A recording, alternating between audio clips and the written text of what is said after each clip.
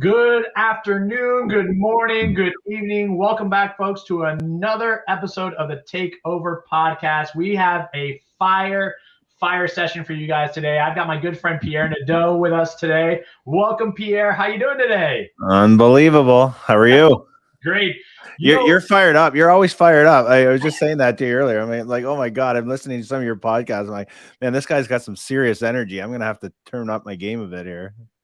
I work on that daily because it takes a lot of coffee. I drink a very specific brand of coffee. It's called Black Rifle Coffee Company, made here in the States. And if you know anything about them, they have like 37 brands. So I actually went to one of their stores the other day where they actually had a barista, and I was like, I need to try all these different ones. And I realized there is a limit to this energy. There is a limit because I drank one and I looked at my wife and I was like, I need food and lots of water immediately. This one was too strong.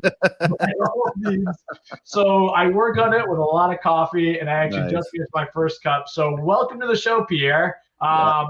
Today it's crazy because you guys are in for a special treat. I got to tell you, I've never heard of a triple diamond award winner before. And in talking to Pierre in the green room before we got on here, it was because it didn't exist previously. They had to make a new category for him for his last year's sales volume and commission. Pierre, tell us a little bit about this Triple Diamond Award. Because that story is interesting on how you found out what it was. So tell us, how did you find out? What was going on? What ran through your head when you realized what this was all about? Yeah, I mean, it's kind of funny in a way. So we went into, I was in my app, my EXP app, and we're just looking at our RevShare group and what was going on. And on there, all of a sudden, I saw this thing that said Triple Diamond Award and had some, large numbers beside it and transactions. And I'm like, okay, well, what is that? What does that represent? Is that a year? Is that 3 years? Is that what is it? Right. So I've been with the company for 3 years. And so that morning we were in a leadership call. And this was even funnier was, there's a whole bunch of us in this leadership call. And I'd asked a question like, what's this triple diamond? Does anybody know what triple diamond is? Because I couldn't find it anywhere on our website. I couldn't find, so nobody knew. Right. They're like, yeah, I got one of those and I have no idea what it is. So I went in and I contacted support, and then, they sent me an email and they said that's for, agents that have hit over $1 million in revenue and within that 1 year time frame.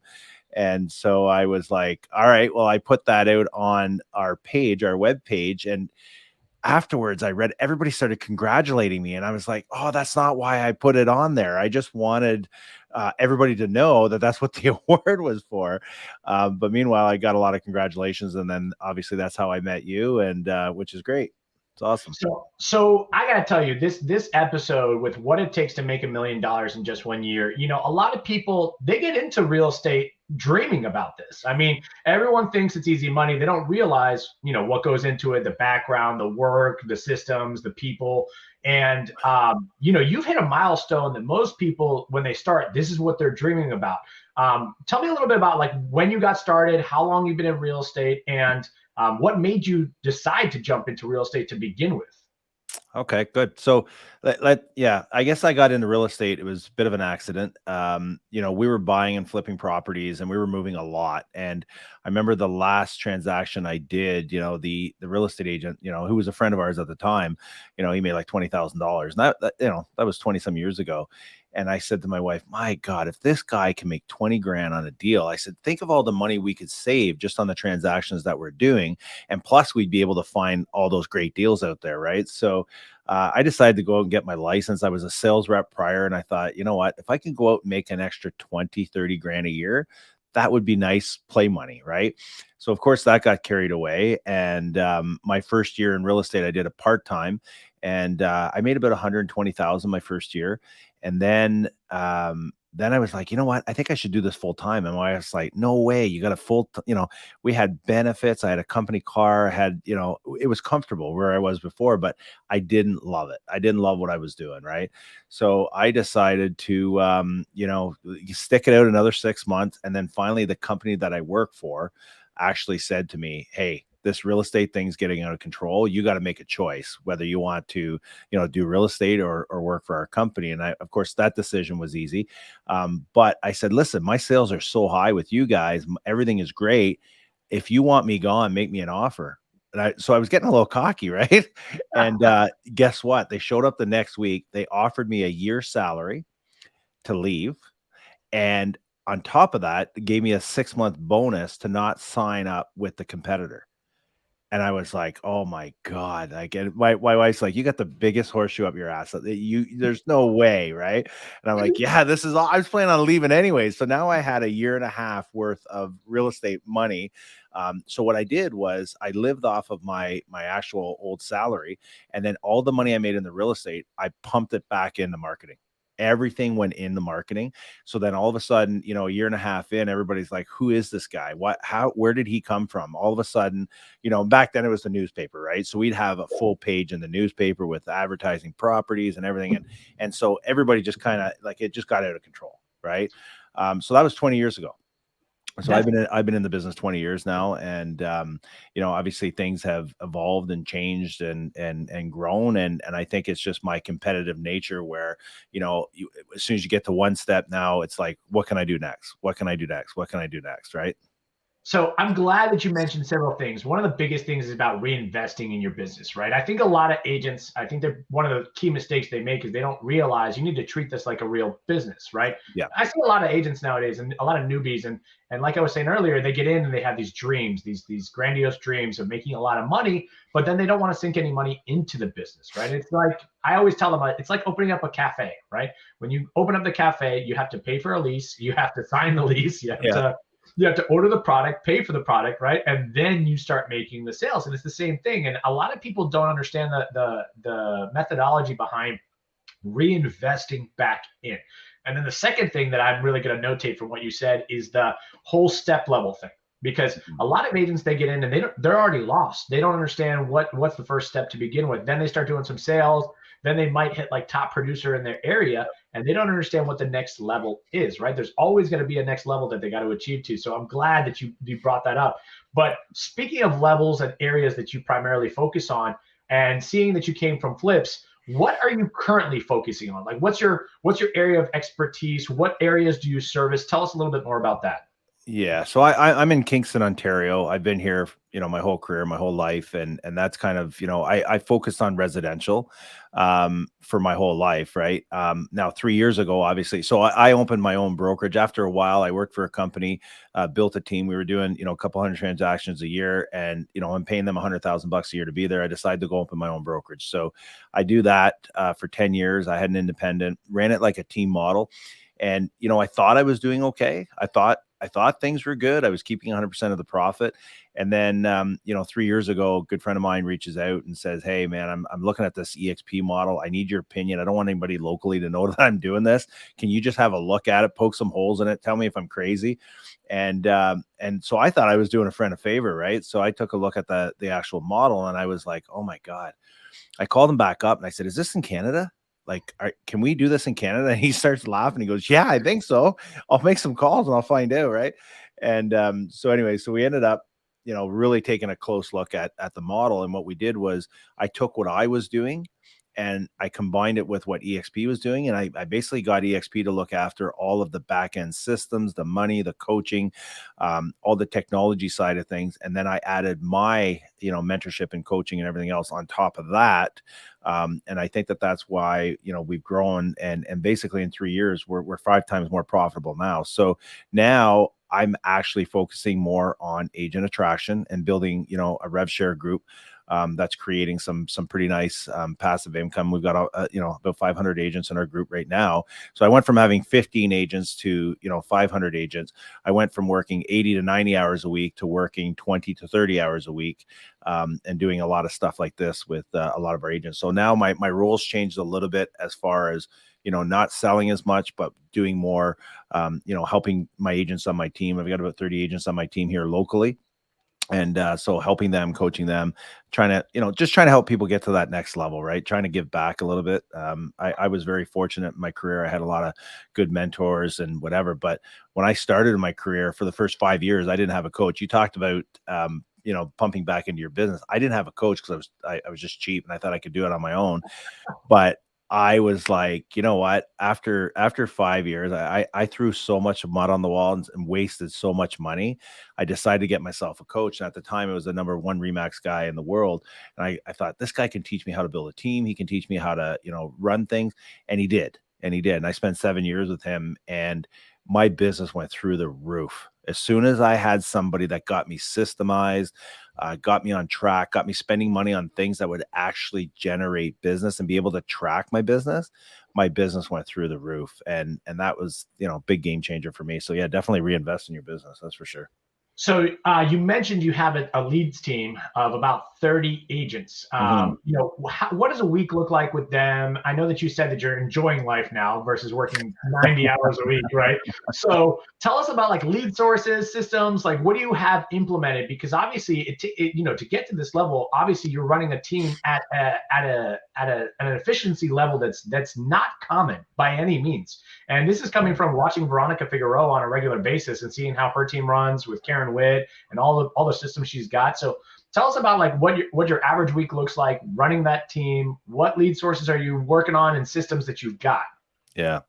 Yeah, you know what? Veronica is unbelievable. I mean, she's a machine. I mean, that is just, I remember meeting her 3 years ago. We both got in around the same time, and I look at where she's at now, and I look where I'm at, and I'm thinking, okay, I probably golfed way too much. I probably should have not golfed as much and maybe spend a little more time doing what she was doing, and maybe I'd be where she's at right now. But I didn't get into the business. I didn't get involved with EXP because I wanted more money. For me, it was for more time, right? So Yeah. I'll be honest, I don't work that hard anymore. I work smart. Yeah. My schedule is very, very regimented every day.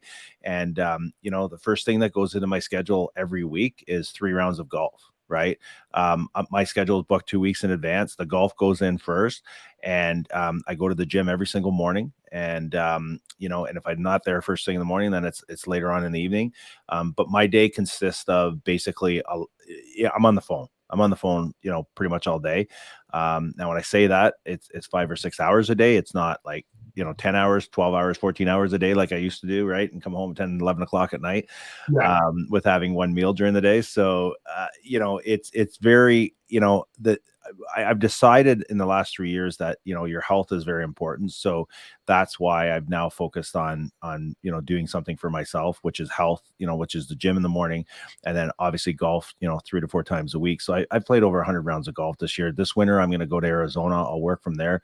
Last year I went there, worked for 3 months, just to try it, to see if it would work. And my business grew. So, I remember my office manager, when I came back, she's like, yeah, you should stay longer next year because things were growing, right? But it's because of the technology. We have Zoom now, right? So we can Yeah. do whatever we want, and we can have meetings. And I remember listing properties while I was in Arizona, and I never stepped foot in them because I did a Zoom call with the client, went through my listing presentation.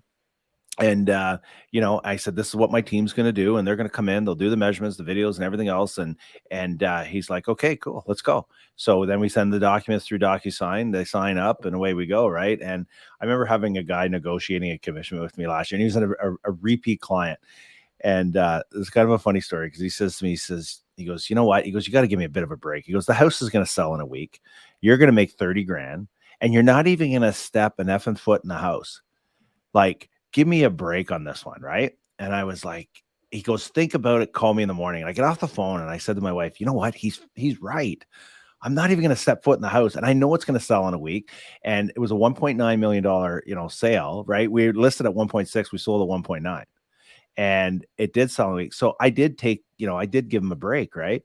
Well, good thing I did, because he's given me 4 other deals this year, all, probably about another $6 million worth of business. And so I'm glad I did do that, but it's because of the technology and, the confidence that I have in my business and the systems that we have in place that I was allowed to do that. Right. So yeah, it's been a fun little ride. That's for sure. It's magical to see how times are changing, right? We went from like a little black book 20 years ago, right? They used to get passed around if you allowed it, right?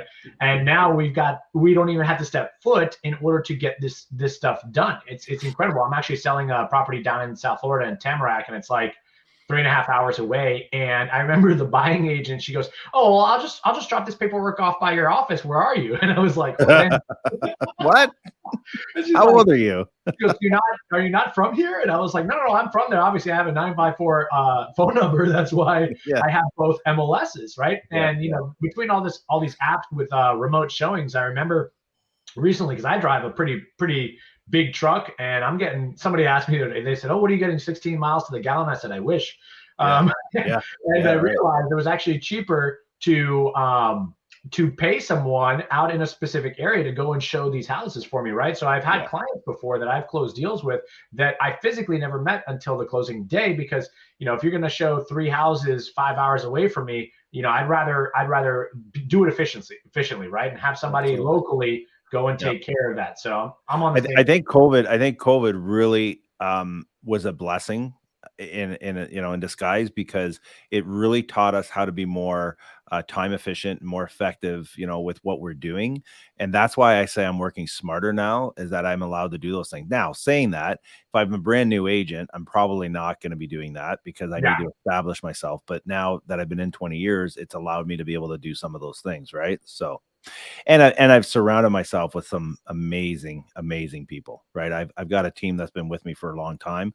My admin team, I've made them partners in my business as well. So if we grow, they grow. So they're excited to see the growth. And I learned a big lesson about that years ago, where, I was paying somebody a salary, and every time we hired a new agent, they were pissed off and just a negative attitude, and now I get it, because their workload increased and they weren't benefiting. All they saw was me benefiting, whereas now we all benefit together, right? And we all grow together, which is nice. So let's talk about that, because you have an admin team for your leads team. So how many admins do you have on that team?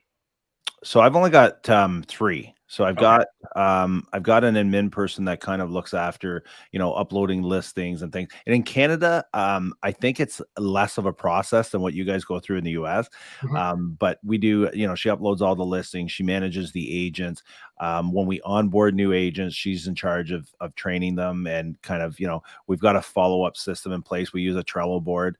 So when a new agent comes in, there's, everything is very specific as to what needs to be done, so nothing gets missed. Then we have a 7-day follow-up, 14, 30, and 60-day follow-up with those agents to make sure that they know what they're doing. And, because it's a little overwhelming sometimes when you're making changes, as we all know. Yeah. And then I have a marketing guy who's been with me for about 7 years, and he's amazing, and he looks after all the video footage for our properties. He does our podcast for us. He does all our commercials. And then I have another marketing person who's in charge of, posting social media stuff. She does all the branding stuff, brochures, postcards, all that kind of, stuff for the agents. Yeah. And then that's it. That's all we have.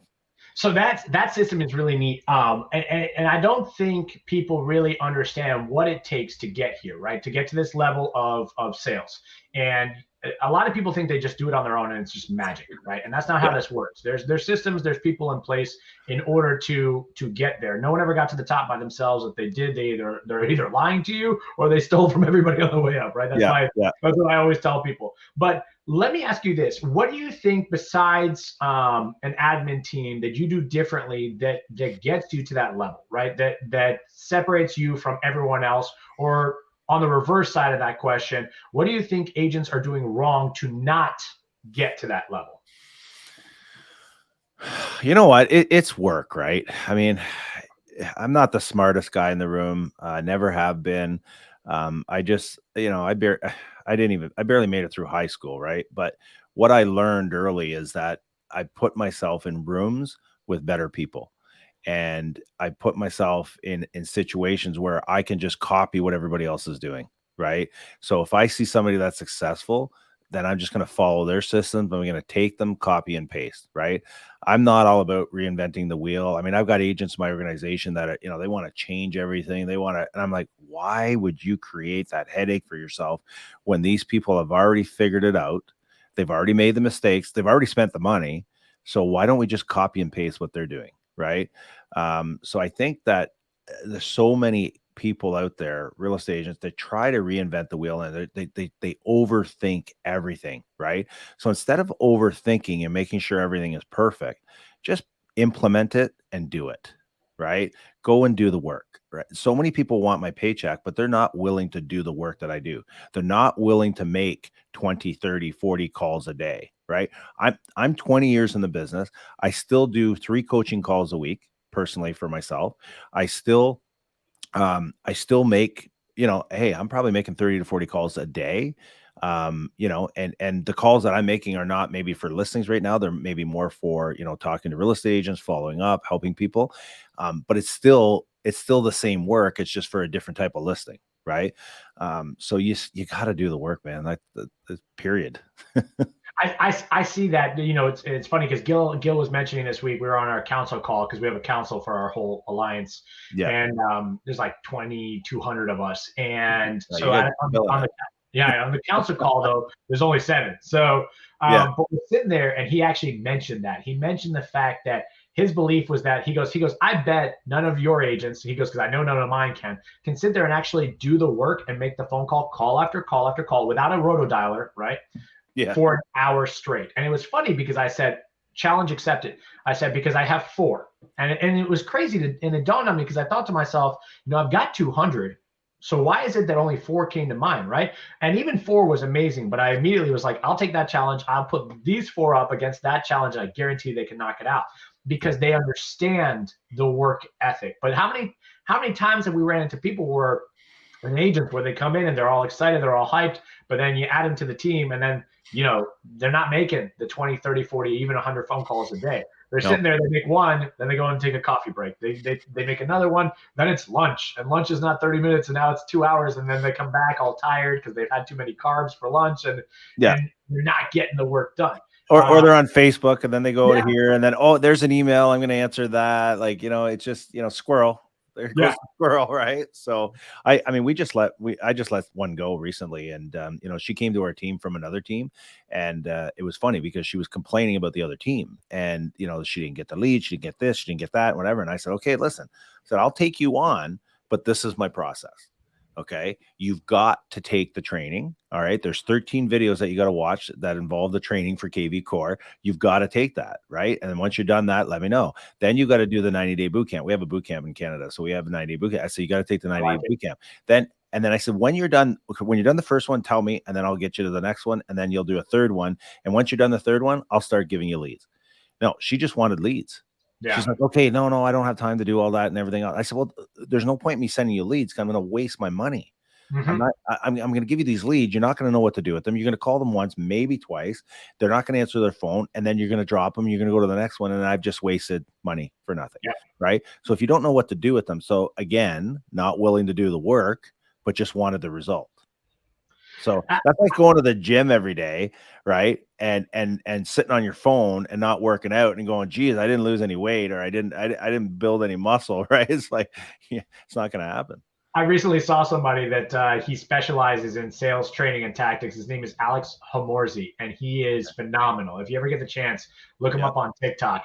Guy's great. He specializes in gyms, right? And he said the Planet Fitness model is the greatest model ever. He goes, they charge them so cheap. They sign up 5,000 people at $10 a month, and they give them pizza when they come in. He's like, what is hitting on pizza? He's like, so their ROI is through the roof because they discovered a fatal flaw is that a lot of people sign up for the gym membership and they don't go, or they go and they're on their phones. He's like, in modern day times, he's like, they literally have built a model out of air. Is what they've done because it's just useless. But there's a lot of times where people don't understand that the work has to come into play, but you got to know what you're doing too. You're right. I love that you guys do a boot camp. We're gonna have to afterwards. We're gonna have to connect because we also do boot camp. So I almost want to compare the two and see what we've got lined up because I love trading secrets, to be quite honest. It's one of my favorite things to do. But let me ask you this, because obviously we talked about a 90-day boot camp. We talked about the onboarding process. We talked about your admin team and making sure that they are knowledgeable at least before they really commit. Let me ask you this. What events are you attending throughout the year, and what events do you require the team to attend throughout the year? Well, and I think that's where my team's a little bit different because what we did was, I had a traditional team for the longest time. And now when people join me, we give them options, right? There's 3 options. They can come in and they have option number 1 is where they're an EXP agent. They're doing their own thing. They're already established. just like a traditional agent, they get nothing. Then I have option number 2, where it might be somebody who's doing 30, 40, 50 deals a year, but they want some services, right? Mhm. And so we give them services, marketing, admin, things like that. So it's like they've hired an assistant and a marketing team, but they just pay per transaction. So they pay us a percentage per transaction to handle that for them. So that Right. ends up attracting people, right? And then I have option number 3, where it's a partnership group. So they join, um, EXP will call it a team, right? So it's my team model. So we have a mega team, but they join my partnership group, and there they get the same thing as option number 2, except now they get leads and they get more marketing, and like obviously I'm going to send them some stuff, right? So that's the difference, and those are the people that are probably usually doing 30 transactions or less. And what we do is we try to get them to graduate and move to the next level, right? And then some, I've got people doing 40, 50 deals a year that still stay on our team because they like what's there. Like they don't Yeah. want to do all the crap. They just want to go out and sell homes, and they just want to go out and do their thing and let us look after the systems and the crap and everything else that gets done for them. So that's kind of like the system that we've set up for our team, but it's a partnership group. We advertise their names, their thing. My logo's on there for the branding, right? Of course. And it's very small. But now I've basically put the focus on them and building their business and hopefully getting them to graduate, right? And it's really cool because I had one lady that was with me, and she'd been with me for a long time, and she's like, all right, I'd like to go try to do my own thing, right? Create my own brand and all that. So I'm like, awesome, we'll help you. Normally, I would have lost that person to another company, right? Now, what she did was she went over to option number 1, where she was doing all her own stuff. And guess what? 3 months later, she calls me. She's like, holy, I didn't realize how much you guys were doing. Can I Yeah. move to option number 2? I don't want to do all that crap. Can I go to option number 2? And I'm like, absolutely. Right. So now, you know what I mean? We kept her in the system and we helped her grow. So that's kind of what our process has been for that. I love it. As I think about this, it's funny the amount of people that I've spoken to across the years and how much they spend on marketing, right? I mean, we talked about Veronica Figueroa. I know how much she spends. Gil Ramos, I know how much he spends on just social media. It's unbelievable. He's spending upwards of $6,000 a month on just having a videographer, photographer for just TikToks and Reels. It's unbelievable. And Jason Asa, he recently joined, and he was saying he spent upwards of $40,000 when he made the switch to be able to have those marketing materials right properly, like you said, like little logo, listing signs, listing presentations, postcards, flyers, you name it, right? And a lot of folks, they just think it's like, oh, I'll just go to Canva. Okay, well, you can go to Canva. The reality is having somebody actually do the work for you is a lot different, right? Because the reality is that's time consuming. Because even myself at one point, I was paying a guy, and it was actually pretty affordable for my TikTok captions and subtitles. And everybody was amazed at how much I stopped telling people how much I paid him, which is why I won't mention it now, because people were like unbelievably mind blown about how cheap it was. And one day I got there and I was like, man, my bill this much is X, and I don't know if I want to pay that this month. And so I was like, let me just try and make it real quick, because I'm tech savvy. And I sat there and I tried to recreate the video, and an hour in, I was like, nope, I'm going to continue paying this guy. I'm not doing it, because the time offset, right? The time that you're buying, you're basically buying the time back is what you're doing. Yeah. And I got to ask you this one question, because it's really important to me always, because people don't see the behind the scenes stuff. So apart from the golf, right? Because you're focusing on health and stuff like that. Now that you've bought a lot of time back, right? What do you do for fun? Because I know you've got your family. I know you've got a bunch of stuff going on. So tell me about, what do you do for fun? Because that's the thing that nobody really looks at. Everybody sees the sales, they see the awards, they see the social media recognition, but what do you do behind the scenes for fun? You're gonna think I'm nuts. This is this is fun. Like, see, this is the problem, right? Is that I love what I do, and I love work. I can't go somewhere. I can't sit on a beach for a week. I would go insane. I would go nuts. Like I can't do it. I can't sit. Like even at home. Like if I've got to sit in front of the TV for an hour, it drives me nuts. Last night I was watching TV, and all of a sudden I'm like, no, can't do it. Get the computer out, and I start working. Right. I'm like, I could be doing something a little more profitable than watching Everybody Loves Raymond or whatever. Right. Like it's just. And I'm thinking, okay, so no, but I do a lot of stuff. I golf. I'm an avid golfer. I love golf. For the amount of times that I golf, I should be a lot better. But I'm not, but I still enjoy it. Right. And now we're doing the walking thing, and it's just, I've learned to relax. Golf has actually helped me relax. Like, 3 years ago, for me to sit there and watch somebody take 2 or 3 practice swings, I would lose my mind. I'm like, hurry the F up. Like, this is like ridiculous. Like, we got to get to the next hole. Right. And now I sit back and I just watch, and it's almost calming. Right. So I've learned to really, it really helps me relax. Obviously, we live on the water here. So we're in the Thousand Islands, love boating.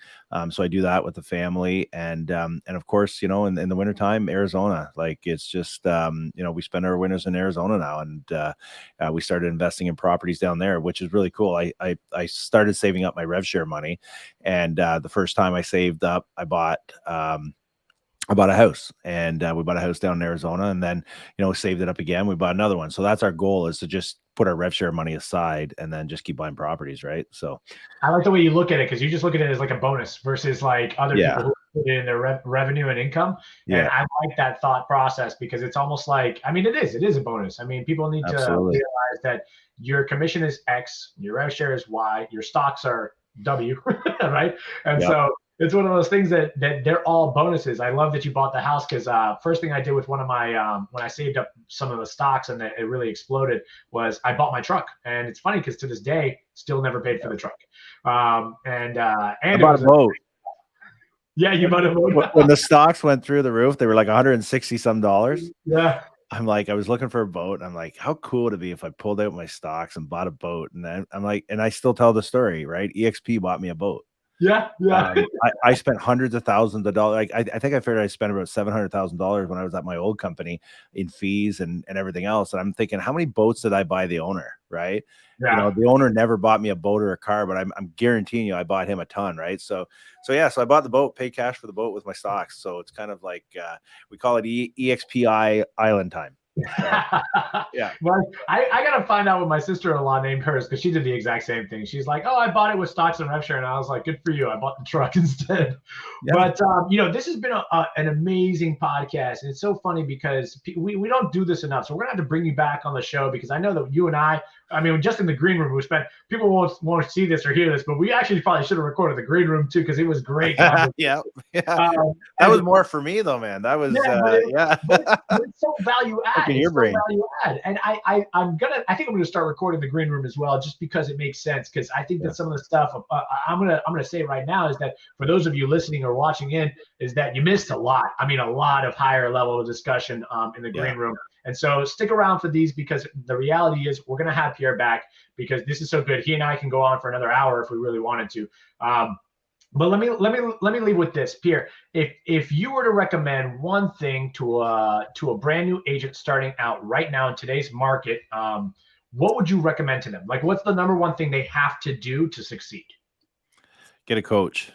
Okay. Coach or mentor or somebody that is going to take you under their wing and show you the ropes. Because it's the quickest way to success. Right.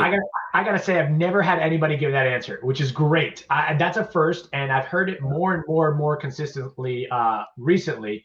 Out of curiosity, who is your coach? Because I know you've mentioned it several times. Who are you having coach you right now? I've got several. So Jay Kinder, Al Stasic. Al Stasic has been my basic, he's been my mentor since we've started with this company. Him and I just connected from day one. My sponsor was really, really smart when we started. He put me in front of other people that were kind of at our level, and because he knew that I might not relate to him. But yet he was so smart to put me in front of Jay Kinder and Al Stasic. And then Al and I just connected, and, I consider him a good friend today. And he's helped me grow my business. Like, you know what? I was paying coaches $30,000, $40,000, $50,000 a year prior to joining EXP. And I canceled all that when I came over, because they had so much coaching. And, here I was doing 300 deals a year, trying to figure out, how do I get the 500? How do I get the 500? And then realized that the coaches that were coaching me had never done what I wanted to do. And that, it kind of drove me nuts after a while, because I'm like, how are they going to teach me to scale to that level when they've never achieved it themselves? So then I meet Jay Kinder, who's doing over 500 deals a year. And Jay says, you know what, you partner with us, man, and we will show you how to get there. And guess what? 2 years later, we hit 550 transactions. That's amazing. Okay. Amazing. And I didn't pay a cent for the coaching. That's what's crazy. Well, right? that's the beauty of the family, right? The Honey Badger Nation, as we call it, and we all have our, like, you know, it's so funny how we run in here HBN and people are like, what? And I'm like, listen, it's a family. But anyways, listen, Pierre, fantastic, beautiful, love it. So many golden nuggets here. If you guys are trying to reach out to him, make sure that you do. He's in the Ontario market, right, Pierre? Ontario? Yes, sir. Yeah, Ontario market. So if you've got anybody looking to buy, sell, invest in that area or relocate to that area, make sure you reach out to him, because obviously he's got the systems to get it done and make you look great in the process by sending him that referral. So Pierre, it's been a wonderful time. I appreciate you. Thank you. We'll see you guys on the next episode of the Takeover Podcast, and take care, guys.